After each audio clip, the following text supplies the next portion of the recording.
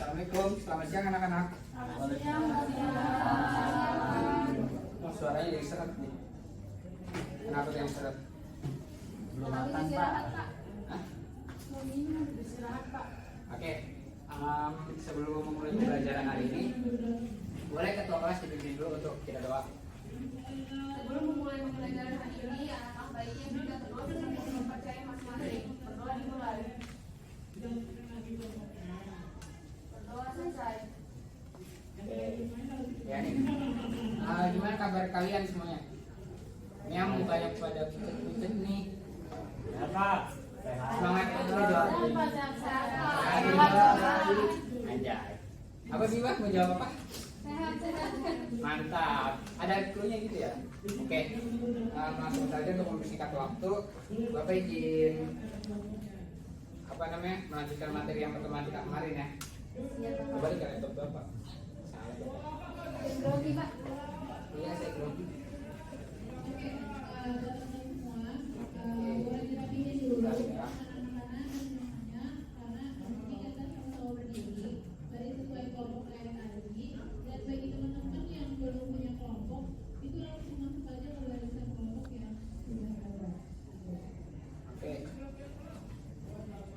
Sebelumnya kita melanjutkan pembelajaran yang materi matematika kemarin, yaitu sekarang struktur peruangan serta perkembangan kotak. Di sini ada nggak sih yang tahu apa itu kotak? Ini Pak, Pak. Apa tuh? Tempat yang banyak gedung-gedung pecahan langit ya, Pak. Iya, bisa juga. Ada lagi? Hah? Ceritakan deh, ceritakan, Pak.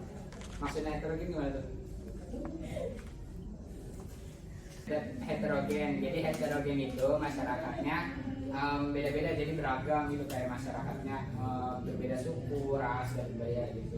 Ya betul yang tadi udah disampaikan teman-teman kalian yang apa itu kota. Untuk lebih jelasnya Bapak akan membahas apa itu kota menurut para ahli ya. Jadi sini menurut Bintarto itu kota menjadi suatu kesatuan jaringan kehidupan manusia yang ditandai dengan kepadatan penduduk yang tinggi dan diwarnai dengan strata ekonomi yang heterogen. Ya tadi seperti yang disebutkan Lele, heterogen serta jaraknya materialistis.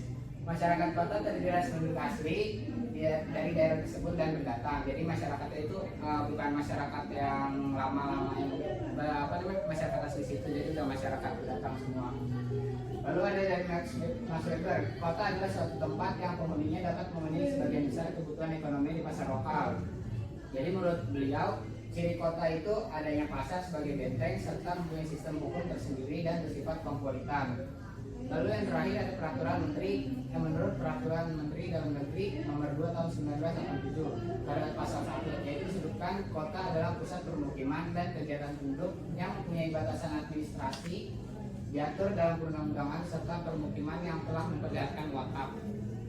Lalu di sini ada dari ciri-ciri masyarakat kota, yaitu yang pertama pendidikannya tinggi ya. Seperti yang kita tahu, jadi pendidikan tinggi di sini maksudnya kayak kan masyarakat kota udah mempunyai kesadaran itu berapa pentingnya pendidikan, yang mana untuk memajukan dirinya sendiri dan juga memajukan lingkungannya. Jadi dibanding masyarakat desa yang kan banyak masyarakat desa yang penting bisa memenuhi kebutuhan hidupnya sendiri. Lalu yang kedua di sini ada masyarakat cirinya egois. Egois di sini bukan berarti maksudnya dia tuh kayak ingin menang sendiri. Ya betul juga sih, masyarakat ada yang beberapa yang menang sendiri. Egois itu maksudnya jadi itu dia lebih individualis gitu. Lalu ada pekerjaan yang beraneka ragam ya. Jadi di masyarakat kota ini udah enggak lagi terpaku dari bidang agraris kayak pertanian, perkebunan. Jadi di kota itu udah mulai kayak dari perusahaan banyak kan sekarang yang kita lihat di kota-kota kayak gedung-gedung kan itu banyak pabrik-pabriknya juga, jadi udah industri dan pelayanan jasa. Lalu ada yang izin perubahan ya, masyarakat kota juga karena memiliki pendidikan akan kesadaran pendidikan yang tinggi, jadi masyarakatnya ini memiliki jiwa kayak izin perubahan, kayak bukan hanya sekedar untuk diri sendiri saat ini, tapi juga memikirkan bagaimana masa depan yang akan datang untuk membersihkan dan meringkaskan segala masalah gitu. Lalu materialistis, materialistis di sini sendiri menjadi sifat salah satu masyarakat kota yang mana masyarakat itu melihat kayak dari masyarakat tetangga, contoh kayak lebih lihat di material itu kayak keuangannya. Kalau nggak bisa dilihat dari rumahnya, wah ini orang kaya, kayak misalnya kan kalau dari kita kesejahteraan itu dan kebahagiaan kan menurut pandangan kita masing-masing, bahagia kita sendiri. Nah kalau di kota jadi dia tuh bahagia itu diukur dari tingkat kayak dia punya rumah nih, punya mobil, punya pokoknya segala fasilitas yang bisa dibikin. Nah kayak gitu. Terus kesempatan kerja yang luas ya, karena dari pekerjaan beragam juga yang nggak berpatok sama bidang agraris juga. Lalu tidak mengenal gotong royong. Ya sebetulnya karena gotong royong kan biasanya kita lihat kayak di desa-desa kan ada kayak misalnya satu masyarakat nih ada acara, pasti kan satu masyarakat desa kan bergotong royong untuk mensukseskan acaranya kan. Kalau di kota kayak lebih masing-masing gitu. Lalu bersifat glamor atau mewah ya, sama aja kayak materialistis, dia lebih mementingkan hartanya. Lalu terdapat kesenjangan sosial yang tinggi. Di sini maksudnya itu kayak ada kayak karena masyarakat kota ini melihat dari materialistis, jadi kalau misal yang masyarakat nggak punya rumah atau itu dikategorikan menjadi kaya, menjadi miskin. Jadi kayak udah ada blok-blok adanya kayak memiliki kastanya masing-masing gitu. Selanjutnya di sini ada elemen-elemen yang membentuk struktur keuangan kota. Yang pertama di sini kumpulan pelayanan jasa termasuk di dalamnya perdagangan, pemerintahan, keuangan yang cenderung terdistribusi secara berkelompok dalam pusat pelayanan. Lalu yang kedua kumpulan dari industri sekunder, manufaktur, pergudangan dan perdagangan grosir yang cenderung untuk berkumpul pada suatu tempat. Yang ketiga lingkungan permukiman sebagai tempat tinggal dari manusia dan ruang terbuka hijau. Lalu yang terakhir ada juga jaringan transportasi yang menghubungkan ketiga tempat di atas ke tempat tiga yang tadi sudah disebutkan, jadi menjadi salah satu penghubungnya. Oke, sampai sini ada yang ingin ditanyakan? Saya ingin tanya Pak. Ya, Bapak izin saya duduk ya. Iya, Mas kalian di rumah ada semua. Ini Pak, seperti yang tadi sudah dijelaskan oleh Bapak terkait elemen-elemen yang membentuk struktur ruang kota. Ada nggak sih Pak potensi-potensi yang nantinya dimiliki oleh suatu kota itu Pak? Oh iya, oke bagus nih pertanyaan dari Amri. Jadi apa sih potensi dari kota itu sendiri ya? Jadi di sini potensi yang pertama itu dari potensi ekonomi, yang mana kan kota udah lagi nggak berpacu sama bidang agraris ya. Jadi dia udah ada non agraris yang bergerak di bidang jasa maupun banyak industri-industri gitu. Jadi nggak hanya terpacu untuk bisa kedepannya menjadi nelayan aja gitu. Lalu yang kedua ada potensi sosial. Potensi sosial ini maksudnya itu tingkat kesejahteraan penduduknya kayak kesehatan, pendidikan, pendapatan, dan juga di kota ini memiliki fasilitas kesehatan dan pendidikan yang lebih terjamin gitu. Kayak kita lihat kan kalau misalnya di desa itu kan jarak antara misalnya kayak puskesmas kan masih cukup jauh ya untuk dinanya. Nah kalau di kota kan kita lihat di mana aja kita nemuin untuk fasilitas kesehatan. Gitu. Terus ada potensi budayanya. Budaya di sini terkait dengan bahasa, teknologi, organisasi sosial, mata pencarian, kesenian, dan kehidupan keagamaannya. Lalu yang terakhir ada potensi politik. Terkait dengan potensi politik ini itu maksudnya terkait dari kota ini menjadikan dia salah satu pusat juga ya, bisa dikatakan sebagai pusat. Jadi segala pusat pusat administrasi sama pusat pemerintahan ada di kota juga. Itu potensinya sih. Ya ada lagi yang ditanyakan? Oke, kalau belum ada, Bapak izin lanjut menjelaskan ya. Nah selanjutnya di sini kita lihat dari struktur peruangan kota ini memiliki beberapa teori. Yaitu yang pertama ada teori konsentris. Di sini teori ini dikembangkan oleh Ernest Louis Borges yang menyatakan bahwa perkembangan suatu kota akan mengikuti pola lingkaran konsentrik yang masing-masing zonanya tumbuh sedikit demi sedikit ke arah luar pada semua bagian.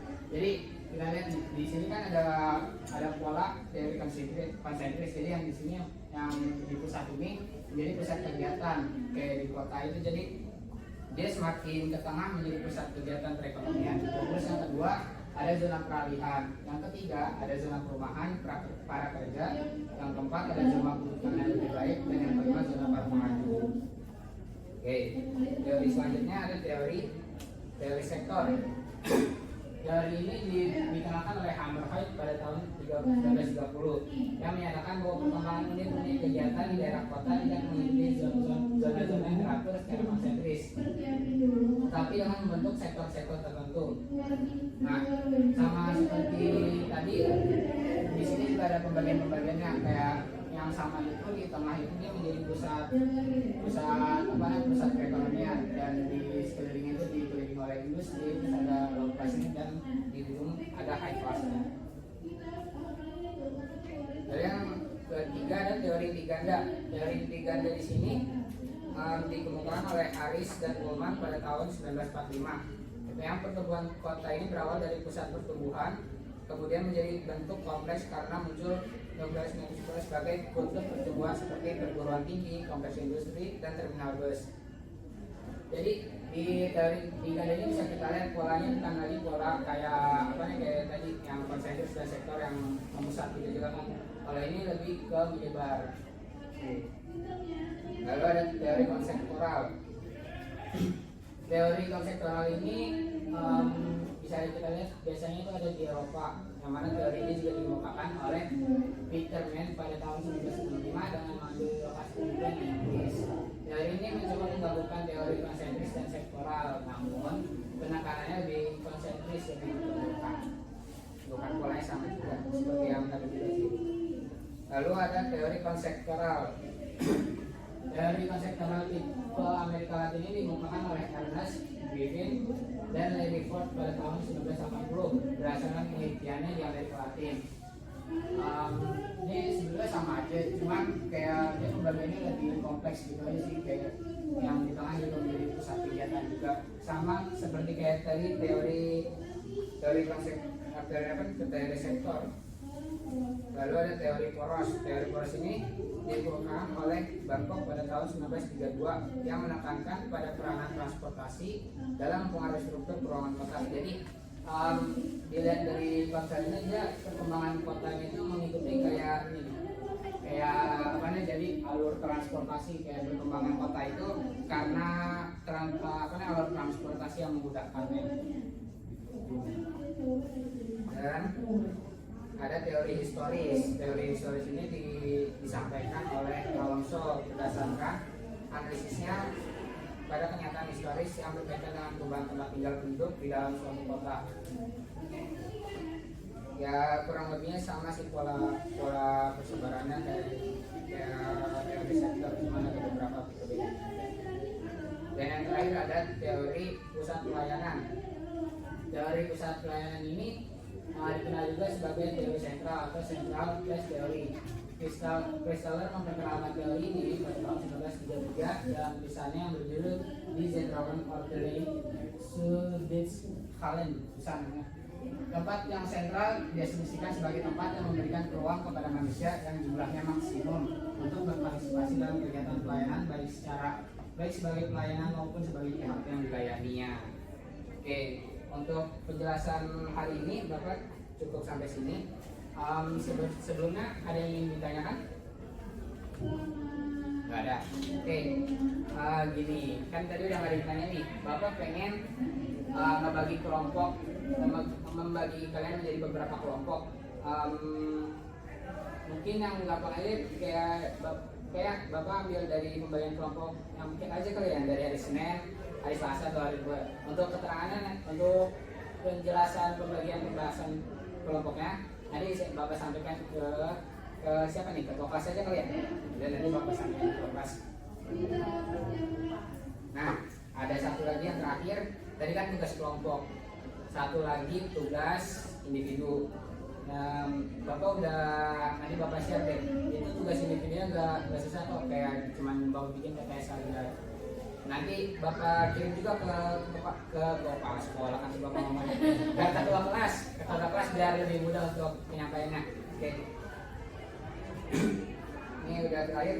Bapak boleh tolong untuk mereview materi yang hari ini kita pelajari. Siapa yang ingin mereview?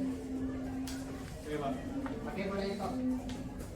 Jadi untuk materi hari ini dijelaskan bahwa kota itu merupakan pusat perekonomian yang mana memiliki ciri bahwa masyarakat kota itu heterogen, yaitu beragam. mulai dari daerah asal, pekerjaan, budaya dan lain-lainnya. Lalu untuk struktur tata kota sendiri itu sudah dikelompokkan sehingga dari hal itu terlihat kesenjangan di kota itu sangat terlihat. Lalu berikutnya kota itu juga memiliki potensi baik itu yang bersifat positif maupun negatif dalam aspek ekonomi, sosial, budaya maupun politik. Oke, baik. Oh, lengkap juga nih yang bisa disimpulkan sama terkait pembelajaran hari ini.